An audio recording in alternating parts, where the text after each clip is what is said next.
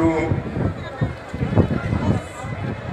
इस शांतमय धरने इकत्र हुए मेरे बहुत ही सत्कारयोग भरावो भैनों प्यारे बच्चों और सारी दुनिया में सानू देख रहे साडे स्नेहियों सब तो पहला फतेह अर्ज करदा वाहिगुरू जी का खालसा वाहिगुरू जी की फतेह।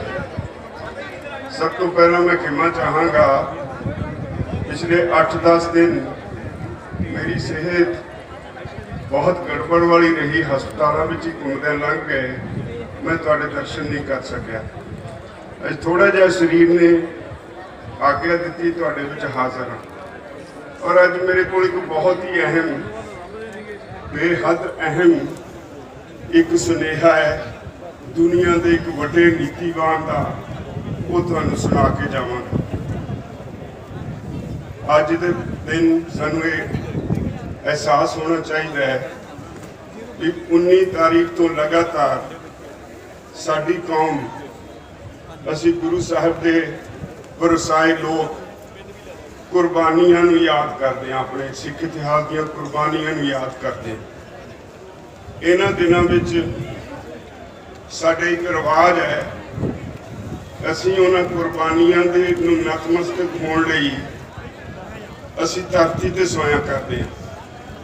कुछ परिवार तो घर विच लंगर भी कुछ दिनों लिए नहीं पकाया करते। दुनिया दियां लामिसाल कुर्बानियां साडे हिस्से आईयां। गुरु साहिबान ने सानू कुर्बानियां करके सारी दुनिया नूं जिथे नवाजिया।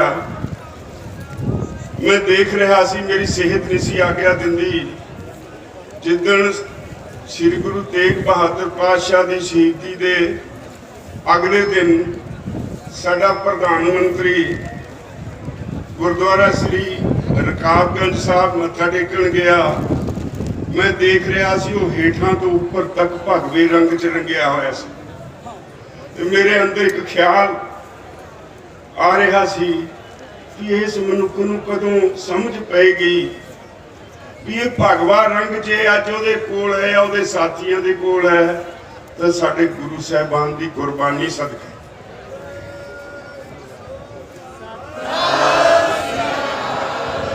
ठीक है, नतमस्तक होण आए, कहण नूं गुरु साहब नूं श्रद्धांजलि भेंट की, कहण नूं गुणगान किया, ये भी कहा कि मैं बहुत प्रभावित हाँ गुरु तेग बहादुर पातशाह की शहादत तो। कितना का असर है उस पातशाह की पैरोकारां नूं बचाउण दा, कितना का एहसास है मोदी साहब नूं, ये उन्हां दी बॉडी लैंग्वेज दस रही सी। मैं कल जिहड़ा असीं IT सैल बनाया है ਉਹਦੇ ਤੇ 35 देशों के लोग जुड़े सी। मैं 4 घंटे उन्होंने सवालों के जवाब दिंदा रहा। मैं उन्होंने एक सवाल के जवाब च कहा भी सानू शर्म आउंदी है जदों देश के प्रधानमंत्री के उत्ते ये सर्वे होवे भी एक दिन में कितनी बार साडा प्रधानमंत्री झूठ बोलदा है। जे सर्वे करने वाले कहन 58 बार एक दिन में साडा प्रधानमंत्री झूठ बोलता है, मैं समझदा 58 बार साडी कौम का सिर झुकदा है। प्रधानमंत्री का अहदा देश के मुखी का अहदा होंदा है। जे देश का मुखी झूठ के उत्ते, झूठ की बुनियाद उत्ते देश नूं चलाउणा चाहे, देश नहीं चलना। आ जिहड़े कानून इन्होंने बनाए ने, 5 मीटिंगां विच लगातार असी बादलील ढा के मनाया भाई तुसी गलत बनाए। मैं एक मीटिंग विच अमित शाह नूं कहा कि मैनूं दस्सिओ पंजाब हरियाणा हाई कोर्ट के रिटायर्ड जज साडी सपोर्ट ते ने, वो कहंदे ने ये कानून गलत बने ने। बार एसोसीएशन ऑफ इंडिया सारे हिंदुस्तान के वकील दिल्ली के इत्थे आके साडी सपोर्ट डिक्लेयर कर गए। वो कहते ने कानून गलत बने। पंजाब हरियाणा हाई कोर्ट के सारे वकील उत्थे दी बार कौंसल सानू सपोर्ट कर गई। वो कहते ने कानून गलत बने।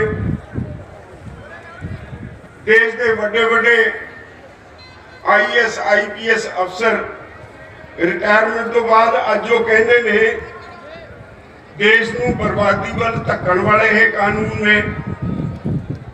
जे सानू समझ नहीं पैंदी तो घट्टो घट्ट उन्हां नूं तां समझ होनी है ना कि ये कानूनां दी समझ केवल ते केवल भाजपा दे आगूआं नूं ही है।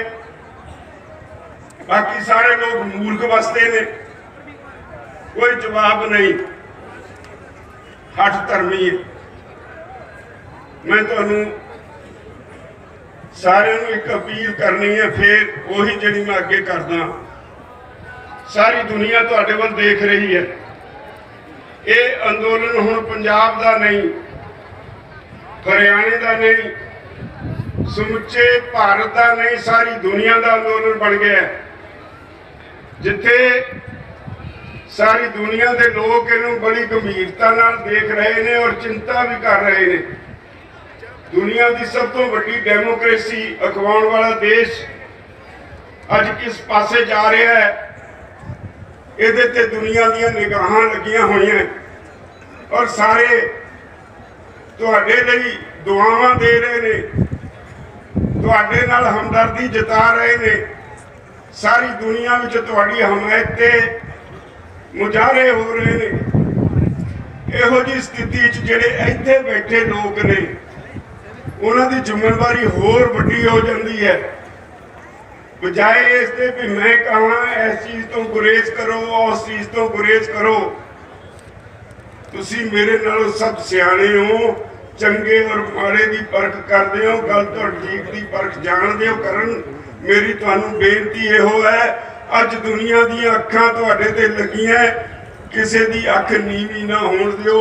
अपने ते सैल्फ डिसिपलिन लागू करके रखो।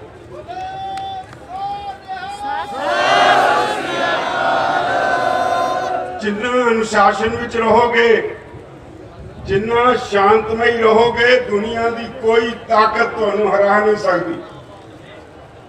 मैं सेहत आग्या नहीं दिंदी, पर मैं वो सुनेहा जिहड़ा मैनू ईमेल करके अमरीका तो भेजा गया, मैं तुहानू पढ़ के जरूर सुनाना चाहांगा। अमरीका का एक राष्ट्रपति होया जिमी कार्टर, अज वो 95 वरियां दा। ओदी श्रीमती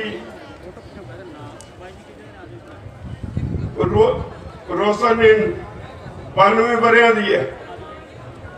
वो लिखते मैसेज करते ने, कहते असी सारी उम्र का निचोड़ ये सीखिया है भाई जे किते जुल्म हुंदा होवे उत्थे चुप रहना इन्ना खतरनाक है जिन्ना हिंसा दे उत्ते चुप रहना। दुनिया दी सब तो वड्डी ताकत का 95 वरियां दा एक आगू अमरीका का साबका राष्ट्रपति इत्थे दी स्थिति तो चिंतित है। वो अगे लिखता है, जर्मन दे विच सरकारी तौर पर सिर्फ 60 लाख नाजी सी।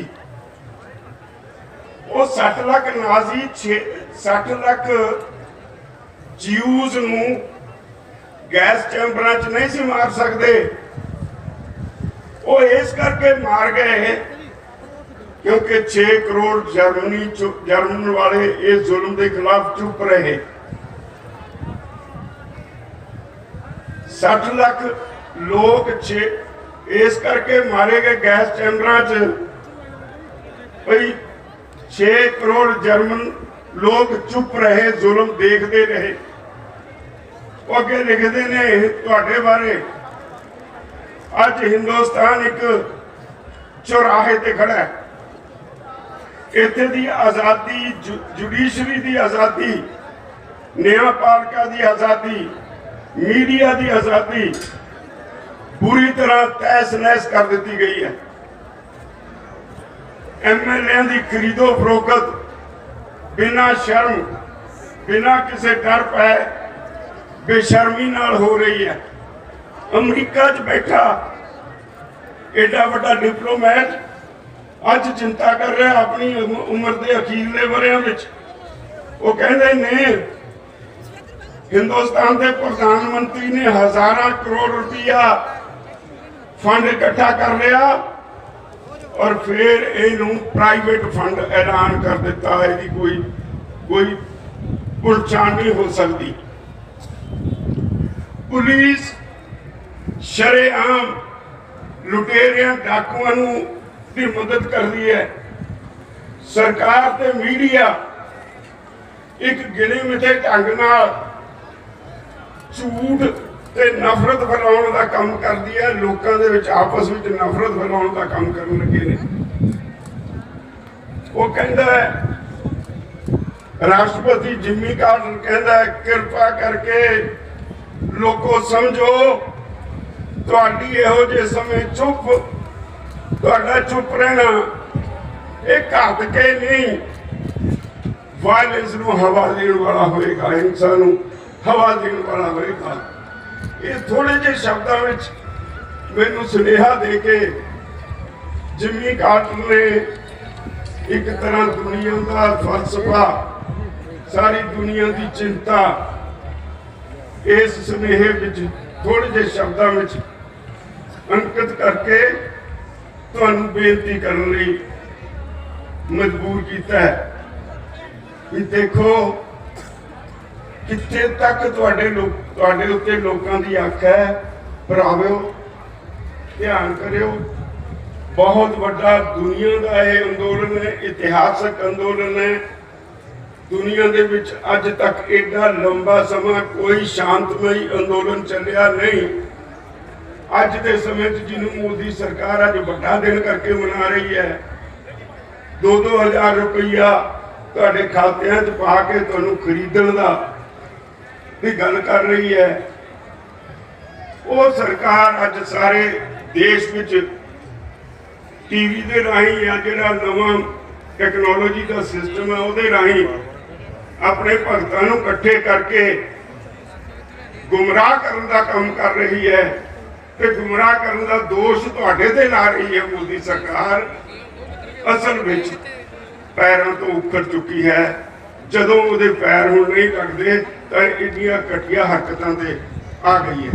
तो मैं तुहानू बेनती करांगा इहो जी स्थिति विच होर चौकस और जिम्मेवारी का एहसास करके चलने की लोड़ है। तो मैं समझदा मेरी ये बेनती को प्रवान करोगे। सारी दुनिया के निगाहां का अपने उत्ते भार चुकी फिरते लोगों शांतमई रह के एक होर मील पत्थर कर दिओ कि हाँ असी सारे देश के किसान इकट्ठे हाँ। कला पंजाबी नहीं, हरियाणवी नहीं, कोई महाराष्ट्र का नहीं, सारे देश का किसान है और सारी दुनिया के लोगों लिए एक नवा मील पत्थर कटिया। मैं उम्मीद करना अपनी जिम्मेवारियों का एहसास करोगे। वाहिगुरू जी का खालसा, वाहिगुरू जी की फतेह।